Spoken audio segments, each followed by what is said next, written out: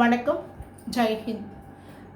நாளை மறுநாள் ஞாயிற்றுக்கிழமை அக்டோபர் 6ஆம் தேதி சென்னை மெரினா பகுதியில் பாரதத்தினுடைய விமானப்படை சார்ந்த சாகச நிகழ்ச்சிகள் நடக்க இருக்கிறத எல்லாருமே செய்திகள் வழியாக பார்த்துருப்பீங்க.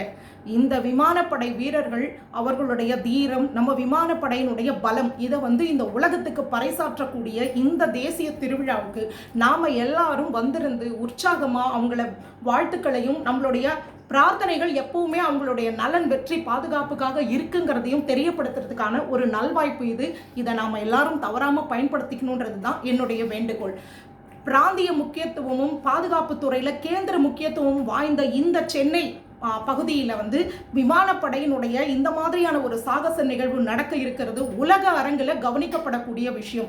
இதை பார்க்கறதுக்காக வெளி மாநிலங்கள்ல இருந்தும் வெளிநாடுகள்ல இருந்தும் நிறைய பேர் வருவாங்க.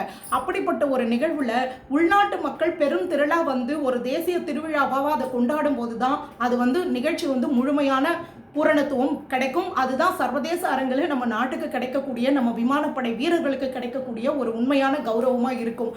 நம்மளுடைய மீட்பு, பாதுகாப்பு அப்படின்னு வரும்போது அது உள்நாட்டில் ஒரு புயல், பூகம்பமாக இருந்தாலும் சரி, இயற்கை பேரிடராக இருந்தாலும் சரி, இப்போ ஒரு வெளிநாட்டில் ஏதோ ஒரு அசாதாரண சூழலில் நம்ம மக்கள் சிக்கிட்டாலும் சரி, மீட்புல முதல் இடத்துல நிற்கிறது, நிவாரணத்தில் முதல் இடத்துல நிற்கிறதுனா விமானப்படை தான்.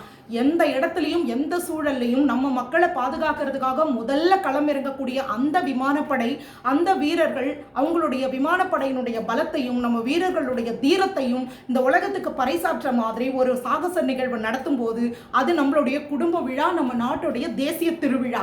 அந்த திருவிழாவை நாம எல்லாரும் வந்திருந்து நல்ல முறையில் நடத்தி கொடுக்கணும். ஒரு தேசிய குடிமக்களா அது நம்மளுடைய கடமை.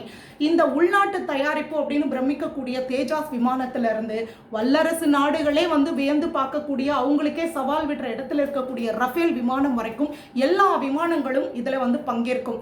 நம்ம பகை நாடான பாகிஸ்தானுக்கே பாடம் சொல்லிட்டு நம்ம அபிநந்தன் மாதிரியான விமானிகள் எவ்வளவோ பேர் இந்த சாகச நிகழ்வுல பங்கேற்பாங்க. அவங்கள கைத்தட்டி உற்சாகப்படுத்துறதும், அவங்களுடைய நலன், வெற்றி, பாதுகாப்பு, அவங்க குடும்பத்துடைய நலனுக்காக எப்பவுமே நம்மளுடைய அன்பு, பிரார்த்தனை இருக்கு அப்படிங்கிறத அவங்களுக்கு சொல்றதுக்கும் இது ஒரு நல்வாய்ப்பு.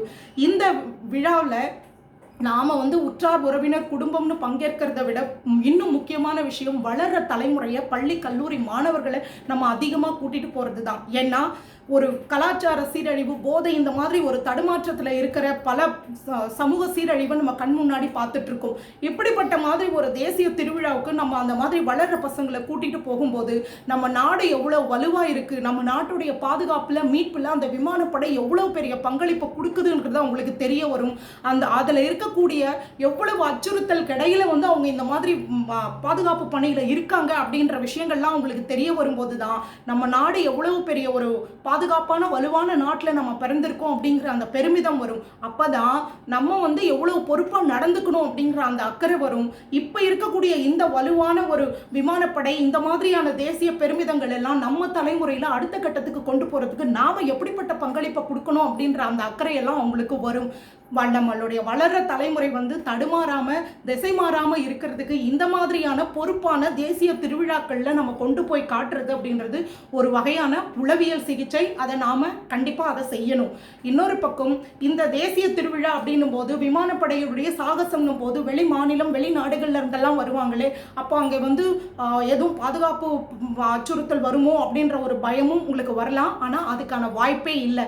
இந்த மாதிரியான விஷயங்கள்ல இது நேரடியா மத்திய அரசு, நம்மளுடைய பாதுகாப்புத்துறை அமைச்சகம், விமானப்படை சார்ந்த விஷயம்ன்றதுனால தீவிரமான கண்காணிப்பு, பாதுகாப்பு இருக்கும். பாதுகாப்பு ஏற்பாடுகள் எல்லா மட்டத்திலையும் இருக்கும். அதனால எந்த விதமான பாதுகாப்பு குறைபாடுகள், அசௌகரியங்கள் வரும் அப்படின்ற கவலை வேண்டாம்.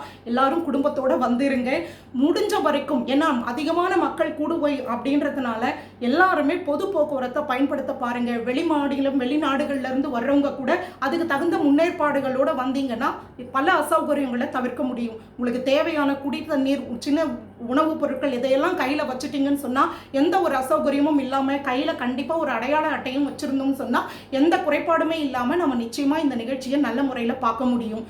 எந்த ஒரு தமிழகத்தில் வந்து மோடி அரசாங்கம் முதல் தடவையாக பதவியேற்ற காலகட்டத்தில் மகாபலிபுரம் திருவிடவந்தையில் ஒரு இராணுவ கண்காட்சியை தொடங்கி வைக்கிறதுக்காக நம்ம மோடி அவர்கள் வரும்போது ஒரு கூட்டத்தை கூட்டிட்டு கோபேக் மோடின்னு சொல்லி அவர் அவமானப்படுத்தினாங்க. சர்வதேச அளவில் அவளுக்கு எவ்வளோ பெரிய தலைக்குனிவை ஏற்படுத்தணும்னு திட்டமிட்டு ஒரு சதியை அரங்கேற்றினாங்க. ஆனால் அதை முறியடிச்சு அந்த இராணுவ கண்காட்சியும் அவர் நடத்தி வச்சுட்டு போனார். 2வது தடவை ஆட்சிக்கு வந்தார். இன்னைக்கு 3வது தடவையாக ஆட்சிக்கு வந்து அதே தமிழகத்தில் சென்னை தலைநகர பகுதியிலேயே நம்ம பாரதத்தினுடைய விமானப்படையினுடைய சாகச நிகழ்வையும் அவர் நடத்துறதுக்கான விஷயங்களை மத்திய அரசு பண்ணுதுன்னு சொன்னா இது தமிழகத்தின் பேர்ல எந்த அளவுக்கு மத்திய அரசுக்கு ஒரு அக்கறை மரியாதை இருக்கு அப்படின்றதுக்கான வெளிப்பாடு. அப்போ இந்த மாநிலத்துல ஒரு தேச விரோத சிந்தனையோட தேசிய இறையாண்மையை அவமானப்படுத்துற மாதிரி பிரதமரை அவமதிச்சு கோபேக் மோடின்னு சொல்றதுக்கே அவ்வளோ பெரிய ஒரு கூட்டத்தை காமிச்சு அவங்களால வந்து ஒரு அசிங்கத்தை அவமானத்தை வந்து அவங்களால தேடித்தர முடியும்னு சொன்னா இந்த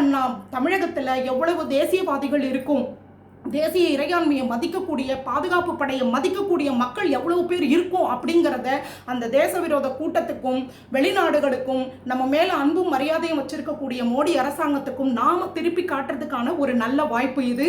இந்த தேசிய திருவிழாவில் நம்ம மக்கள் பெரிய அளவில் கூடி இந்த தேசத்தினுடைய இறையாண்மை பாதுகாப்பு படைகள் அவங்களுடைய நலன் வெற்றியில நமக்கு எந்த அளவுக்கு அக்கறை இருக்குங்கிறத நாம நிரூபிக்கணும். பாரத் மாதா கி ஜெய். ஜெய் ஹிந்த்.